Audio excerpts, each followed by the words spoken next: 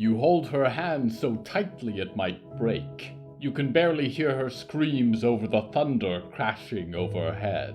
Lightning arcs across the sky in agonizing pangs, and a hurricane shakes the bones of your home, tries to force its way in through door gaps and window frames. You whisper words of encouragement, equally unheard in the storm. There is a final thrash, and the sky is black and white and electric blue, and then there is stillness. A baby wails, and as it does, the smallest patter of rain descends on the roof. You fall to your knees by the bedside and weep. You had hoped the child would be like you, and not like its mother. Your wife holds the baby, and the weather sings to them both, and you know it is not really yours at all. That small wet shape, whose cries echo the waves of rain outside, belongs to a dark library, a forest yet to be born that screams hello from the Hallowoods.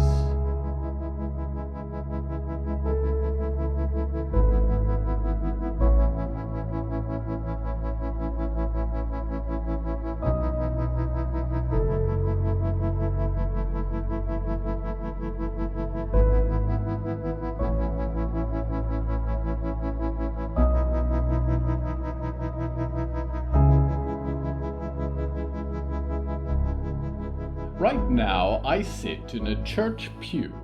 The room beyond me is cavernous and echoes with the songs of the choir. To one side of me sits a woman who has lost her son. To the other sits a woman who has lost her daughter. On the stage, behind the preaching patriarch, there is an altar of black stone and a piano that sits unplayed. The theme of tonight's episode is wind.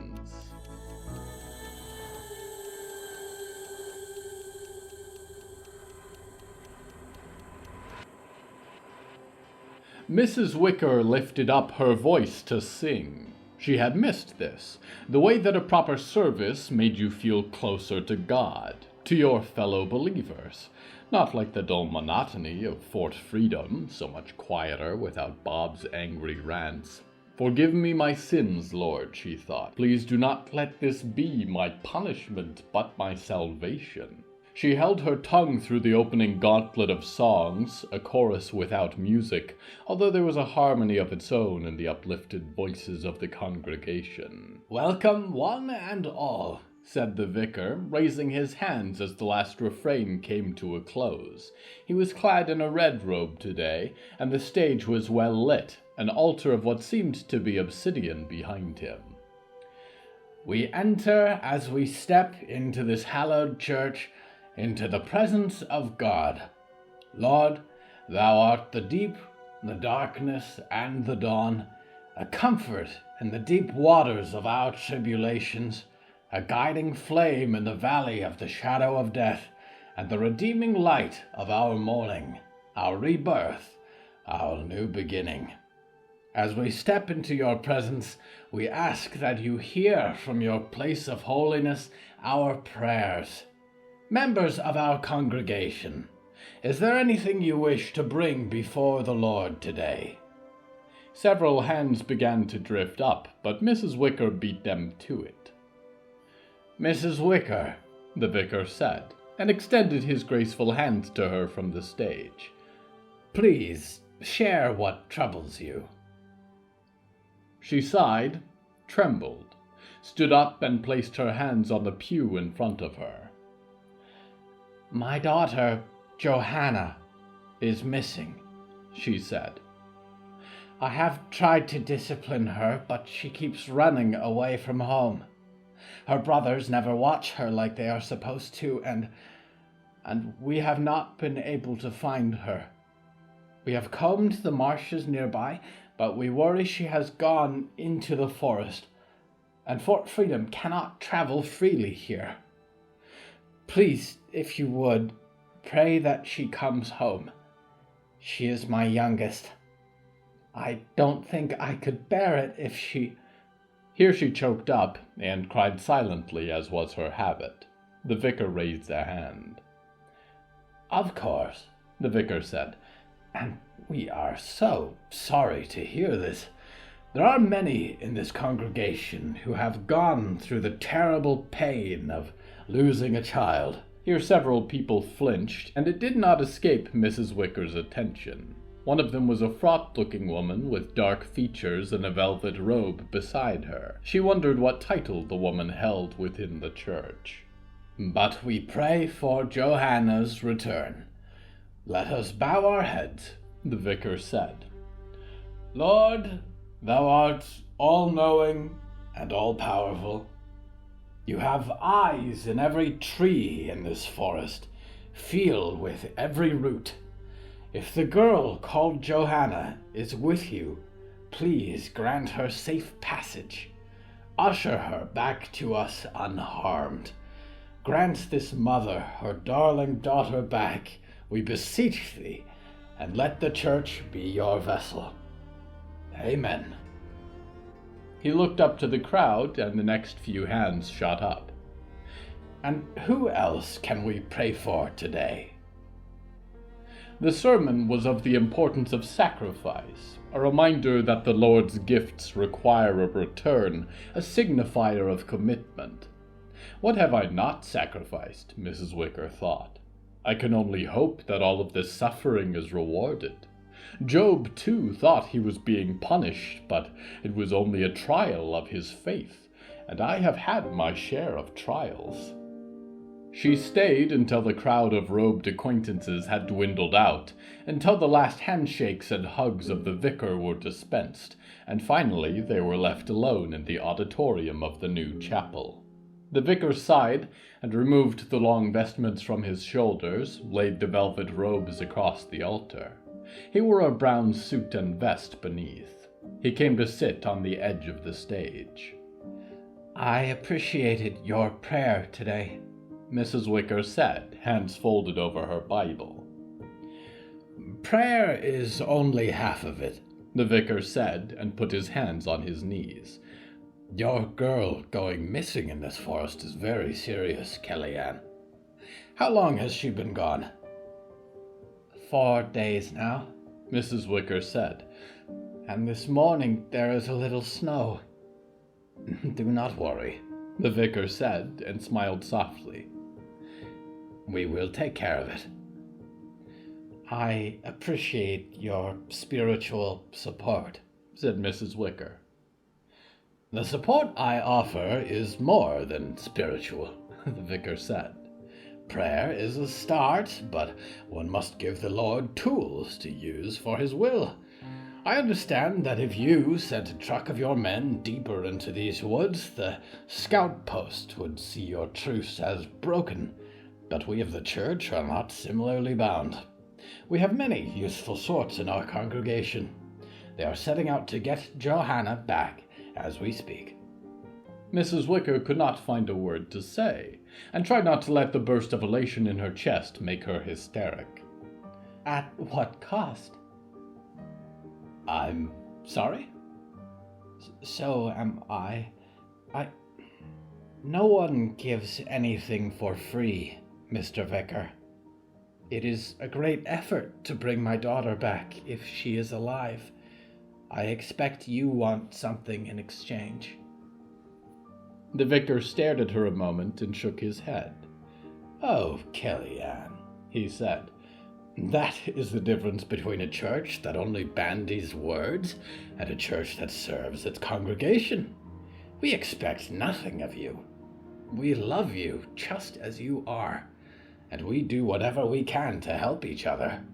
What is good for the body of Christ is good for the church. You will never have to repay us for this. She said, I am indebted to you. If we are able to rescue Johanna from the grasp of death, the vicar said, it is to God that you will be indebted.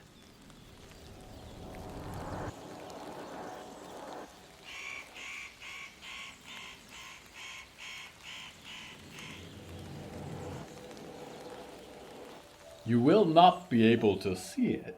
It is as quiet as the wind. as invisible as the radiation of the sun.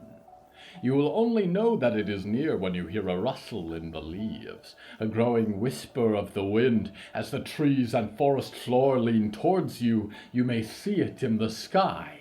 A waning fractal of light, sunbeams bent into prismatic reflections, a fold in the fabric of your reality, a murmuration. If it blows through you, you will watch as your hands turn to third and fourth dimensional angles. Your chest folds in like a paper sculpture as you split into fractured shards carried along in its disintegrating breeze. The murmuration does not much like screaming things like you, and you will live on to be annoying within its fractal nothing space for eternity. So it resides largely in the northmost, where it may float undisturbed by travelers. Please respect its privacy, and if you feel a wind from outside of your plane of existence coming on, run. We go now to one carried by the wind.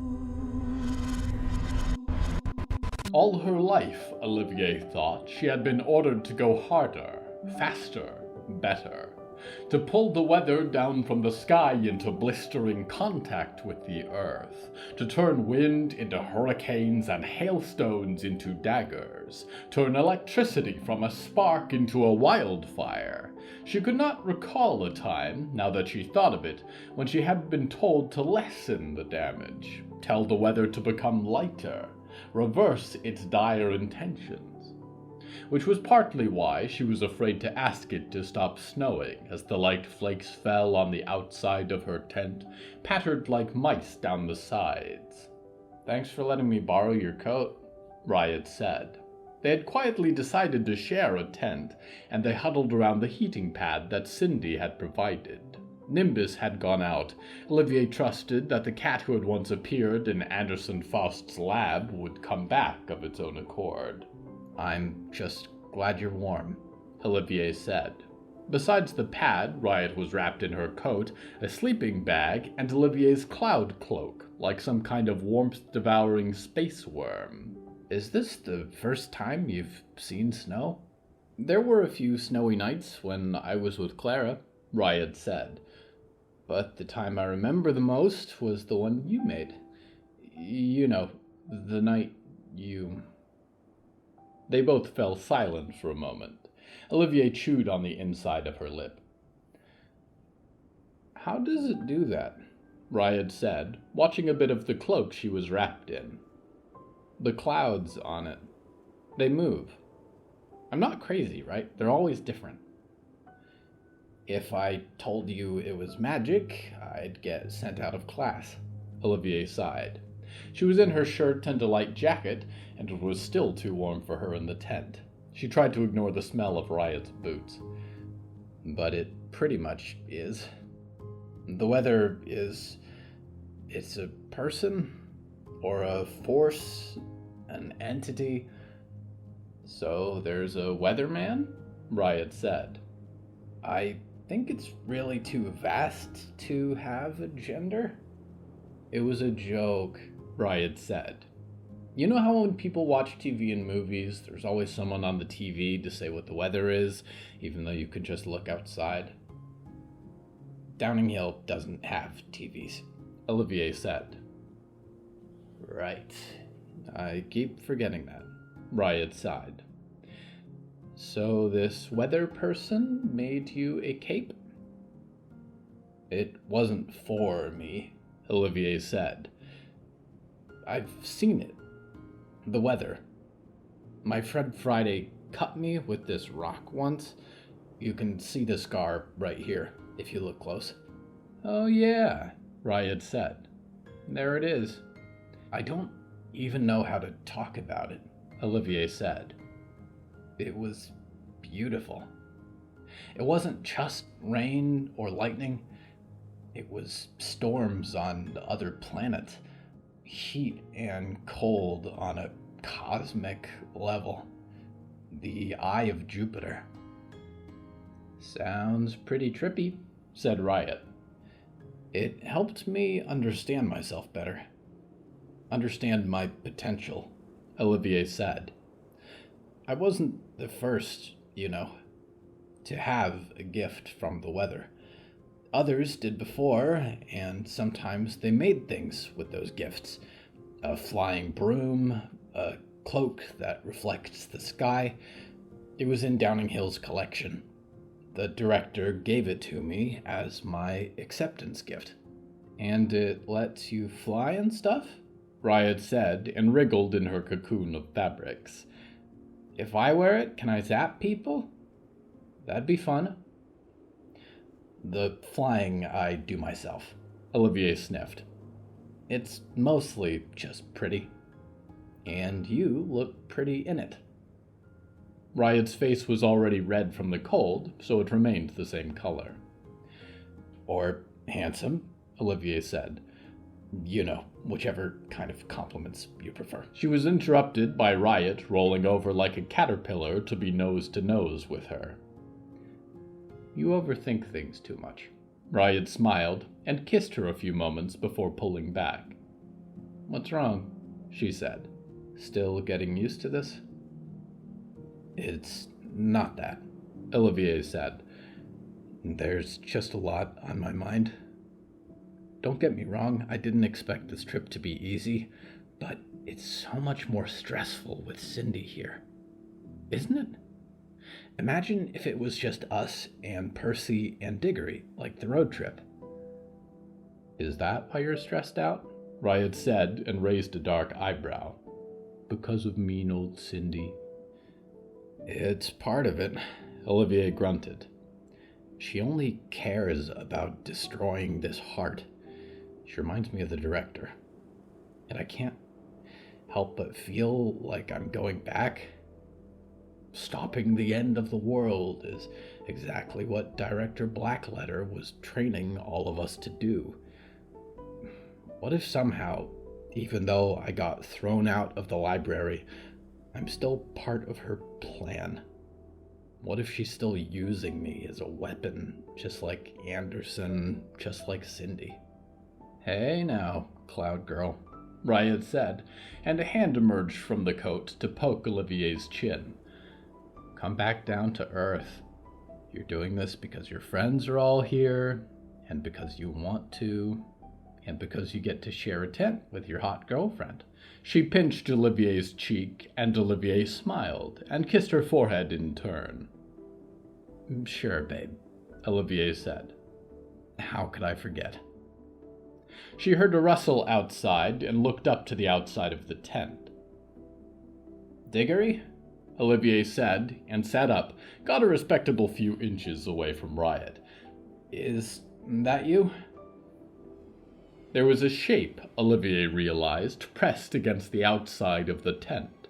6 feet across, a gnarled palm, 5 fingers as long and thick as tree boughs, the points of sharp claws, a black hand in the tent fabric. And then the claw snapped shut, and their tent was pulled hurtling upward into the air as Riot screamed. I'm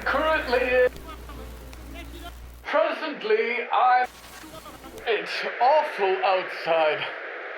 I'm crossing through a forest and there's a storm coming down right as I was setting up. My hat! Anderson, Oswald, come with me. I only have so many hands. No! Anderson! Come back to me, Anderson! Come back!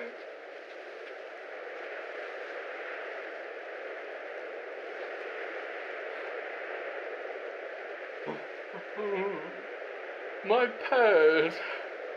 My little fly is gone. I'll try again when it...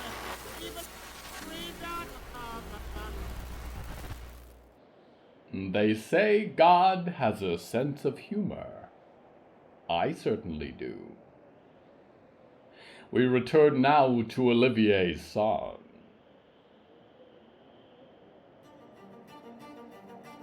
Olivier could not see what abducted her, as she was inside a camping tent being pulled into the air like a sack of meat, heating pad and boots and Riot's sword in its sheath all tumbling around together, and she crashed into Riot as the ground disappeared from under them. There was shouting from their friends below as the tent flew upward, and Olivier struggled to right herself, and then the tent bounced, flipped, and twirled as if strung at the end of a tether. "Ollie?" Riot called.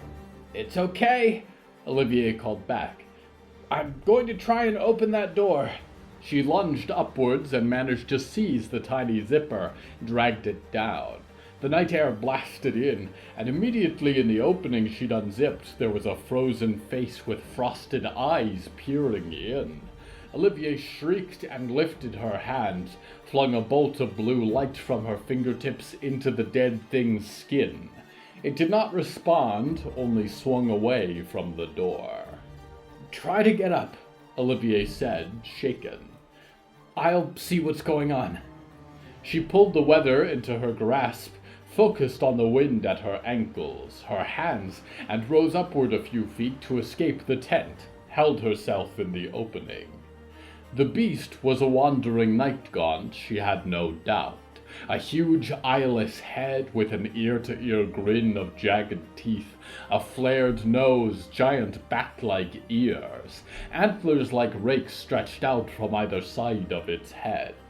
Their tent was suspended from one antler, twirled precariously from a support strap that the beast had looped around a horn. They were not alone. Remains of other tents, campers tangled on their own chains and fishing lines, animals and parts of animals swung together in the flying snow. We've just been added to the pantry, Olivier thought. Olivier looked down to the ground below. Amid the trail of black hoofprints that led through their camp, her friends were shouting as they rolled out of their own tents, not just at the beast that Olivier was being carried away by, but at the forest around them.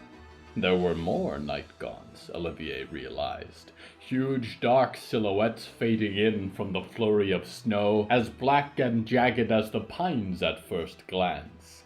The moon was hidden behind the clouds, and they had lit no fires. Only the glinting light of a few camping lanterns distinguished the forest from the night sky, and drifting clouds of snow streaked past her. Far below, Cindy set down the odd backpack she often carried, and began removing objects from it, glints of silver that she assembled with swift precision. A long barrel, a scope, a sniper rifle of sorts, Olivier thought. She aimed it up to point in Olivier's direction, and Olivier regained her sense of urgency. "Cindy's going to shoot us down," Olivier called down, where Riot was wrestling free of her sleeping bag. "Don't do that," Riot said, and reached for her sword. "They're a herd. If you make one angry, they'll all be on you. I thought I covered this." "Cindy!" Olivier shouted down and waved. If Cindy could hear her from 60 feet up in the snow, with Hector shouting and Percy shining like a nightlight, she did not show it. But the huge leering maw of the night gaunt tilted, and its antlers with it, and a massive claw came soaring up towards her. Olivier leapt free of the tent, went hurtling down into the expanse of snow. For a moment she briefly caught up with the pace of its fall. The snow was stationary around her, only the ground was rushing up too fast. Lift, Olivier thought, and the weather lifted her free of gravity, wind contorting to slow her momentum and turn her fall into a rise, dodged past the huge claw of long, hairy talons. Light, Olivier thought, and white-blue arcs of electricity leapt from her fingertips to crawl along the ground, flare upwards in front of Cindy's scope. Cindy screamed and covered her eyes, and Olivier launched back up towards the sky. But each sound they made, Cindy's cry, Hector and Jonah shouting at each other, a seagull crowing, drew the night gaunts closer through the trees. The eyeless beast, fully 60 feet tall, with Riot's tent suspended from its antler, lunged towards Olivier with a clawed hand the size of a Downing Hill dormitory bunk. She flipped up past the Night Gaunt's fingers, tumbled upwards into the snow, and righted herself in the frigid wind. She had no cape, no Downing Hill Public Library card, no more grades or tests or awards, but she was Olivier's song, and the weather sang to her, not because she had gone to Downing Hill, but because she had been born with a kiss from the sky.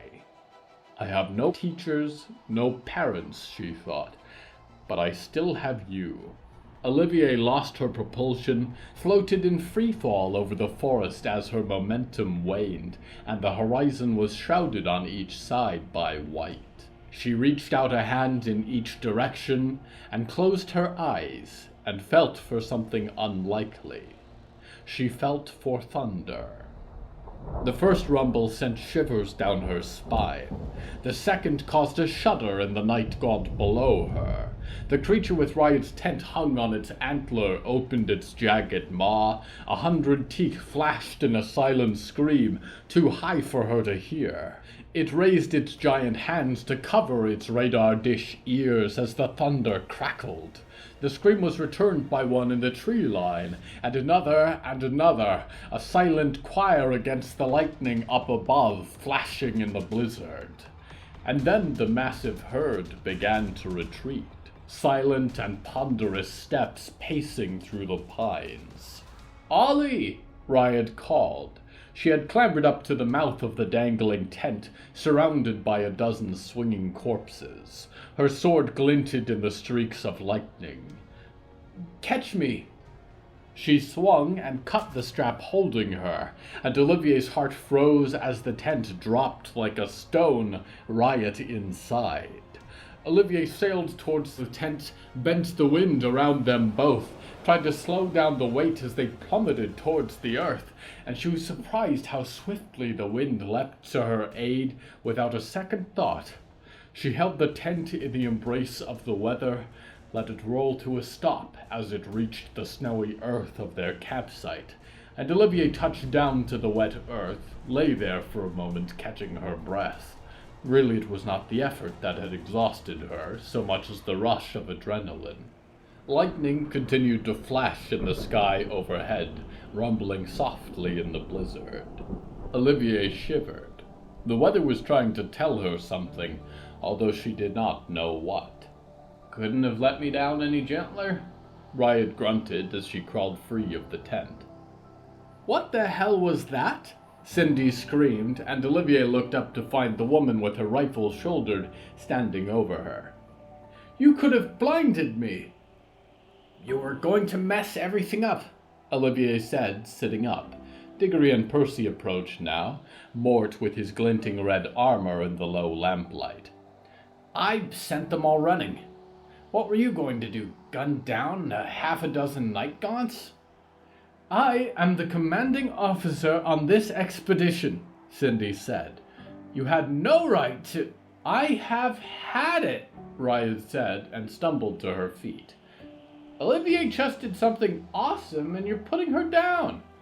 She also just saved my life, which you didn't seem to care about. You're grumpy about your wife all the time. Don't you remember what it's like to look out for someone?" Cindy was silent, like a teacher done with a class argument, and crossed her arms, turned to the rest of the group. "Is anyone injured?" No, but we have another problem," Hector said, and walked up with Jonah in tow, his German shepherd following at his heels. The sky had a bit of a tint to it, Olivier thought, like cloud over electric lights. It almost glowed green.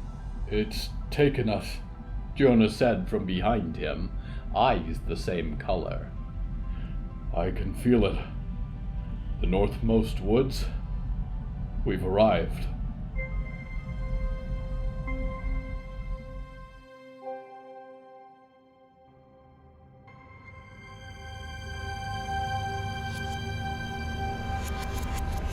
How does one love a tempest?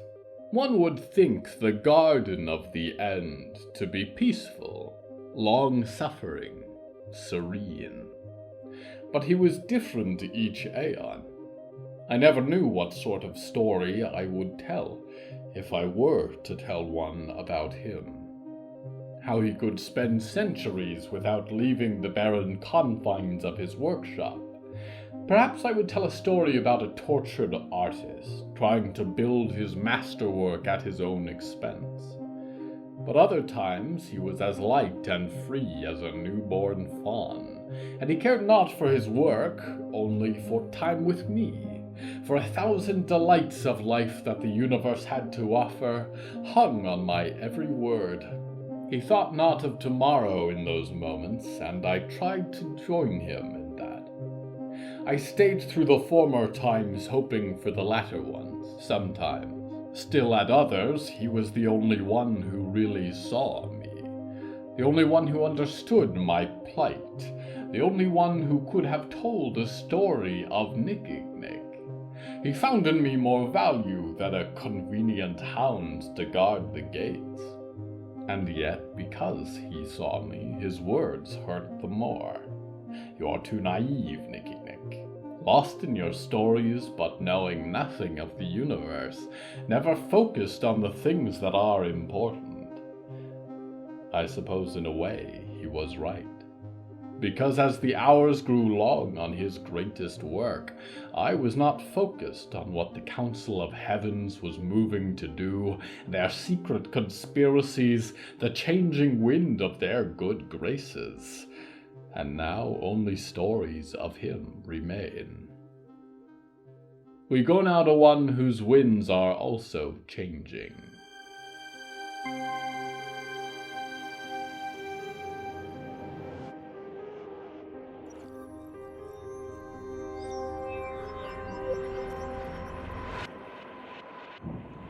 The girl's face was much like Friday's, a little rounder, eyes a little larger.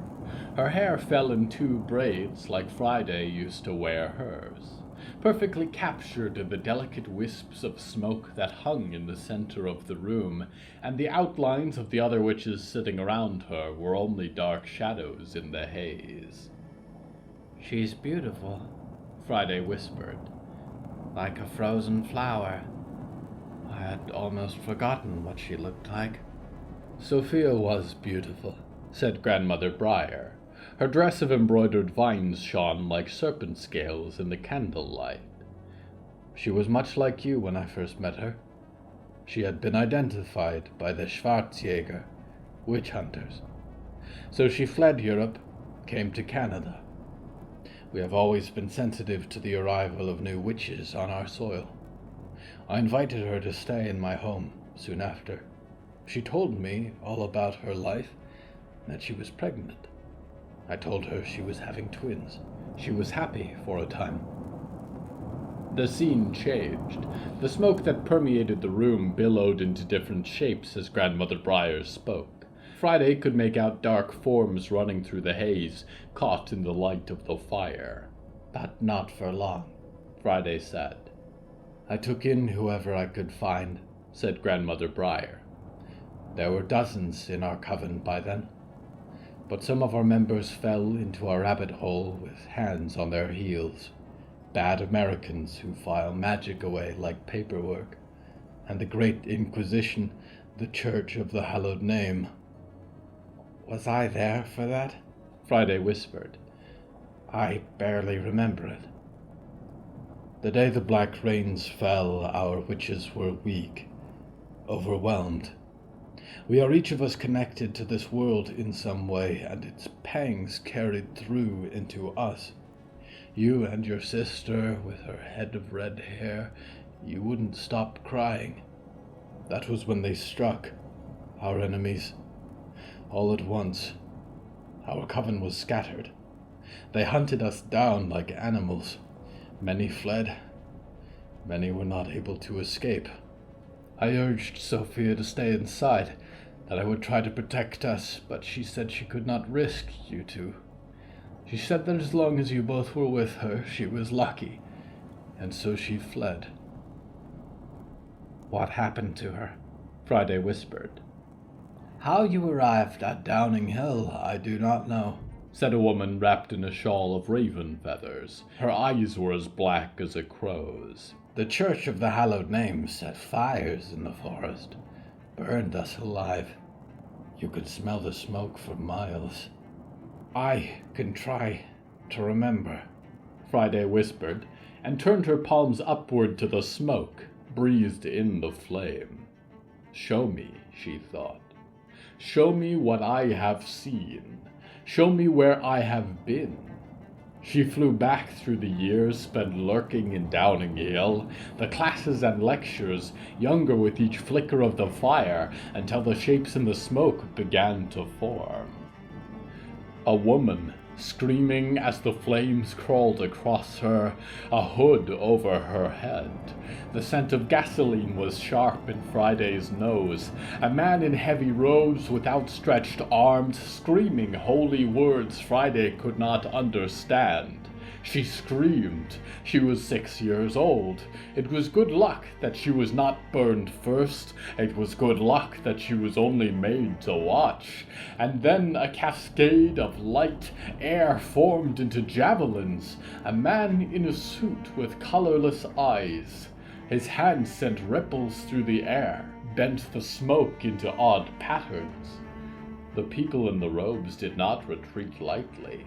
They came at him with daggers of black smoke, and a wave from the priest tore the man apart. A shock rolled through the smoke of the room. Don't come close to me, she thought. I'll hurt you without even trying, the same way I hurt my mother. She was 6, and the man held her close as he cauterized his missing leg, and in between screams he told her that it was going to be all right. Who is that man? Grandmother Briar said. The one carrying you. He has your mother's necklace there. Henry O'Connor. He's a professor at Downing Hill, Friday said, voice shaking, and she closed her eyes. But it's not him I'm looking for. She flexed her hands, watched the images peel back through the smoke. The shapes of sparse trees and rolling marshes flew past like fleeing ghosts. There, Friday said. That was the last moment I saw my sister. Not an hour earlier, a little girl with braids reached out as 3 men in suits pulled her away, some kind of electric collar around her neck. One man was small and stooped, one large and brawny, one as thin as a skeleton.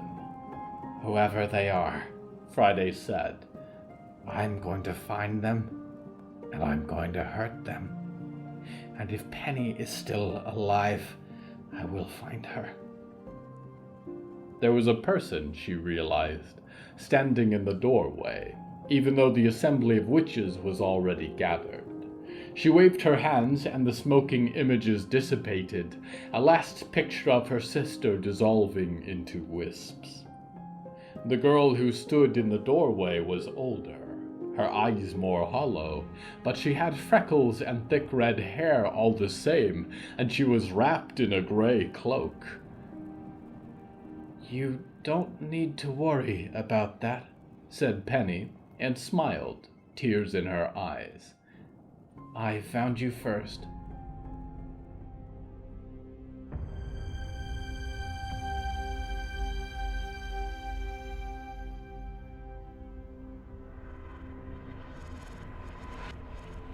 Winds. Who can put a stop to the winds of change? To keep the world from singing of what comes next, to hold back the colder weather and the changing of the leaves. I wish sometimes for a century, a year, a day without change, that I could wait for a little while and catch my breath, take in all that the past has given me. But with every moment, the future demands my attention, forces a new day and a new trial upon me. We may not be so lucky as to have a moment's peace, not when the storm gathers and billows in the sky overhead. I cannot look to the past, or I could lose myself in pondering it. Time has a hand upon my shoulder, and it guides me steadily into the uncertain future. With you as time leads us both, I am your loyal host, Nicky Nick, waiting predictably for your return to the Hallowoods.